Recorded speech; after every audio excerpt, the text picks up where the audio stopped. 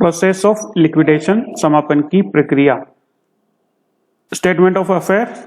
In winding up by the tribunal, the statement of affairs is required to be submitted by the company to the tribunal, whereas in voluntary wind up, the statement of affairs is to be submitted by the company to the liquidator.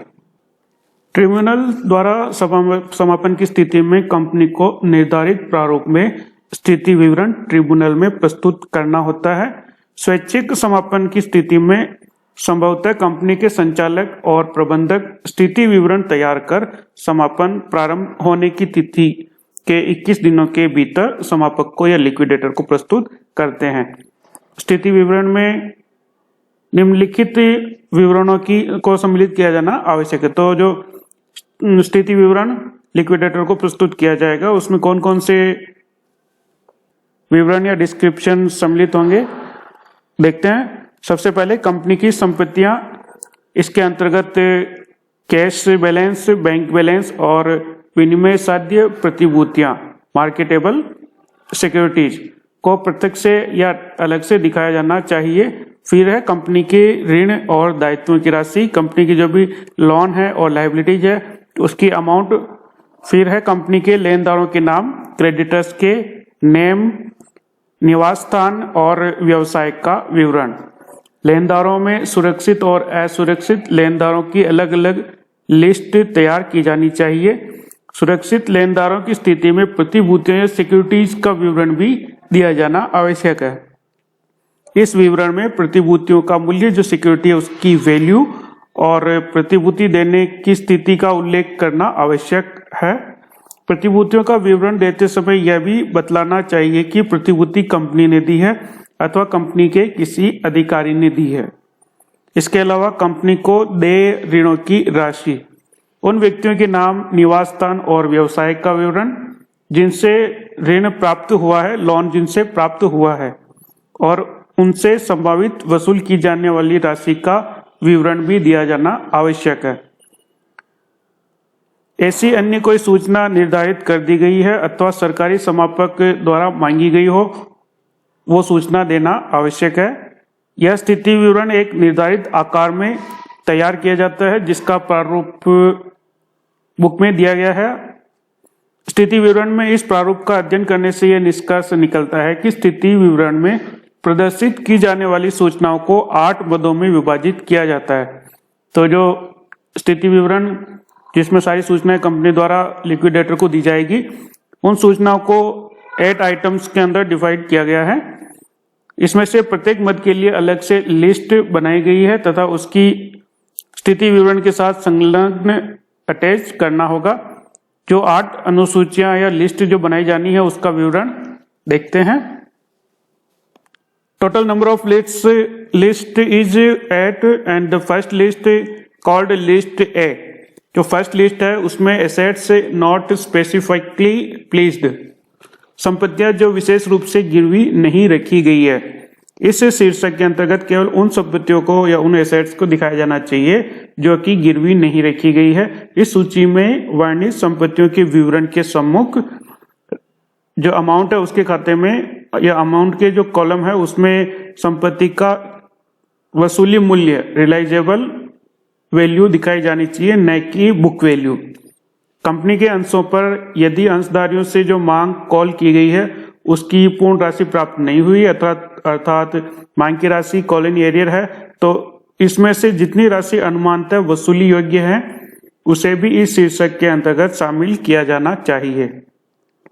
जो second list है, list B, assets specifically placed, संपत्तियां जो विशेष रूप से गिरवी रखी गई है। इस शीर्षक के अंतर्गत उन संपत्तियों को या उन एसेट्स को दिखाया जाता है जो विशिष्ट रूप से लेनदार, बैंक, ऋणदाता, ऋण पत्रधारियों के पास गिरवी रखी गई है। ये संपत्तियां पूर्णतः सुरक्षित लेनदार अथवा अंशतः सुरक्षित लेनदार के पास गिरवी रखी हुई हो सकती है। इस शीर्षक के अंतर्गत संपत्ति तथा ऋण के से संबंधित विवरण की रकम को 4 खानों में दिखाया जाता है, 4 कॉलम में दिखाया जाएगा। सबसे पहले फर्स्ट जो कॉलम है उसमें प्रत्येक संपत्ति के अलग अलग वसूली मूल्य, पुस्तक मूल्य नहीं दिखाना है, रियलाइजेबल वैल्यू दिखानी है।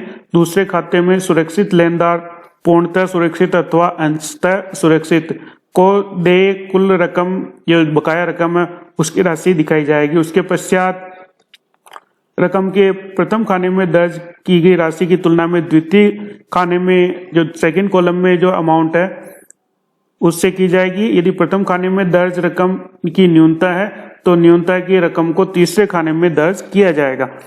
इसके विपरीत प्रथम खाने में दर्ज रकम का अधिक होने पर अधिक की राशि जो सरप्लस राशि है उसको फोर्थ जो कॉलम है उसमें लिखा जाएगा। तत्पश्चात रकम के तृतीय और चतुर्थ खाते का योग लगा लिया जाएगा। जो थर्ड कॉलम है उसका योग यह प्रकट करता है कि इतनी राशि के लेनदार असुरक्षित है और इन्हें इस सूची में असुरक्षित लेनदारों के साथ जोड़कर दिखाया जाएगा। जो लिस्ट ई है उसमें इन असुरक्षित लेनदारों को जोड़कर दिखाया जाएगा। चतुर्थ खाने का योग पूर्ण सुरक्षित लेनदारों के रूप में पूर्ण भुगतान करने पर संपत्ति का जो मूल्य अधिक है उसको प्रकट करता है और उसे सूची ए की संपत्तियों की वसूली योग्य मूल्य में जोड़कर संपत्तियों से अनुमानित कुल वसूली मूल्य ज्ञात कर लिया जाएगा। ओके, जो थर्ड लिस्ट है वो है प्रेफरेंशियल क्रेडिटर्स, पूर्वाधिकार लेनदार। List D, debenture with A right of floating charges on the assets of company. Company की संपत्तियों पर चल प्रभार रखने वाले ऋण पत्र। यदि ऋण पत्र धारियों, ऋणदाताओं और अन्य किन्हीं लेनदारों को कंपनी की चल और अचल अथवा दोनों प्रकार की संपत्तियों पर चल प्रभार फ्लोटिंग चार्ज है तो उनको सूची डी में प्रदर्शित किया जाएगा। ध्यान रहे कि यदि ऋण पत्रधारी आदि का किसी विशिष्ट संपत्ति पर स्थायी प्रभार है तो उन्हें सूची ब में प्रदर्शित किया जाएगा। स्पष्ट सूचना के अभाव में ऋण पत्रधारियों को सूची डी में शामिल किया जाना चाहिए। अब लिस्ट ई, अनसिक्योर्ड क्रेडिटर्स, असुरक्षित लेनदार। सुरक्षित लेनदार पूर्वाधिकार लेनदार और कंपनी की संपत्तियों पर चल प्रभार रखने वाले ऋण पत्रधारियों आदि के अतिरिक्त यदि कोई लेनदार है तो उसकी गणना असुरक्षित लेनदार में की जाएगी तथा उन्हें सूची ई में शामिल किया जाएगा। स्थिति विवरण में असुरक्षित लेनदारों को प्रदर्शित करने के पश्चात कंपनी की संपत्तियों और बाह्य दायित्वों के आधार पर कंपनी की न्यूनता डेफिशिएंसी ज्ञात की जाएगी और इसको estimated deficiency as regard creditors के शीर्षक में दिखाया जाता है। इसके बाद लिस्ट एफ और लिस्ट जी जो कि रिलेटेड है preference share holders and equity share holders. इन सूचियों में प्रदत्त अंश पूंजी की राशि जिसे समापन पर चिट्ठे में दिखाया गया है तथा बकाया मांग कॉलिन एरियर की वह राशि जो समापन पर मिलने की संभावना हो या जिसे लिस्ट ए में अनुमानित प्राप्त राशि के रूप में सम्मिलित कर लिया गया हो के योग की राशि से दिखाएंगे। लेनदारों के संबंध में न्यूनता की राशि ज्ञात करने पर यह निष्कर्ष निकलता है कि समस्त पूर्वाधिकार अंश पूंजी और इक्विटी अंश पूंजी अर्थात दोनों पूंजियां नष्ट हो गई है और इन अंशधारियों को अनुमान तक कुछ भी नहीं मिलेगा। अतः पूर्वाधिकार अंशधारियों की सूची एफ बनाकर तथा इक्विटी अंशधारियों की सूची जी बनाकर इन दोनों सूचियों की राशि को लेनदारों के संबंध में न्यूनता की राशि में जोड़ दिया जाता है। इस योग की राशि के कारण जो न्यूनता आती है उसे सदस्यों के संबंध में न्यूनता डेफिशिएंसी एज रिगार्ड्स मेंबर्स कहा जाता है। इस न्यूनता से उत्पन्न होने के खुलासे के विवरण सूची एच। इस न्यूनता से उत्पन्न होने वाला या उत्पन्न होने के खुलासा विवरण सूची एच में मिलता है जिसे न्यूनता या अधिक की डेफिशिएंसी और सरप्लस अकाउंट भी कहते हैं। यदि स्थिति विवरण में लेनदारों के संबंध में सरप्लस पाया जाता है तो यह निष्कर्ष निकलता है कि असुरक्षित लेनदारों को पूर्ण भुगतान हो जाने के बाद जो राशि बची है उसका भुगतान सर्वप्रथम पूर्वाधिकार अंश पूंजी को किया जाएगा और उसके बाद इक्विटी अंश पूंजी को किया जाएगा। तदनुसार उक्त आधिक्य में से पूर्वाधिकार अंश पूंजी सूची F का पहले समायोजन किया जाता है और बाद में इक्विटी अंश पूंजी सूची या लिस्ट G का समायोजन किया जाता है। हो सकता है कि इक्विटी अंश पूंजी का समायोजन करने के बाद भी आधिक्य बचा रहे तो इसे सदस्यों के संबंध में आधिक्य सरप्लस एज रिगार्ड्स मेंबर्स कहते हैं। वर्णित दोनों बातों के संबंध में यह ध्यान रखना चाहिए कि पूर्वाधिकार अंश पूंजी और इक्विटी अंश पूंजी की जितनी राशि याचित या कॉल्ड अप की गई है उतनी ही राशि सूची F और सूची G में दिखाई जाती है। यदि कोई बकाया मांग कॉल इन एरियर वसूली योग्य नहीं है तो उसे उक्त सूची पूंजी में से कटाकर दिखाया जाता है। अब आता है लास्ट लिस्ट H, डेफिशिएंसी और सरप्लस अकाउंट, न्यूनता और आधिक्य खाता। स्थिति विवरण में जो न्यूनता अथवा आधिक्य प्रदर्शित किया जाता है उसके उत्पन्न होने के खुलासे विवरण इस खाते में या विवरण में पाए जाते हैं। इसको सूची F या लिस्ट H भी कहते हैं। इसका जो परफॉर्मा है वो आप बुक में देखिएगा।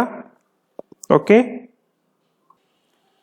न्यूनता, आधिक्य खाते, डेफिशिएंसी और सरप्लस अकाउंट, इसको दो भागों में बांट दिया जाता है। पहला जो भाग है वो है आइटम कंट्रीब्यूटिंग टू डेफिशिएंसी और रिड्यूसिंग सरप्लस।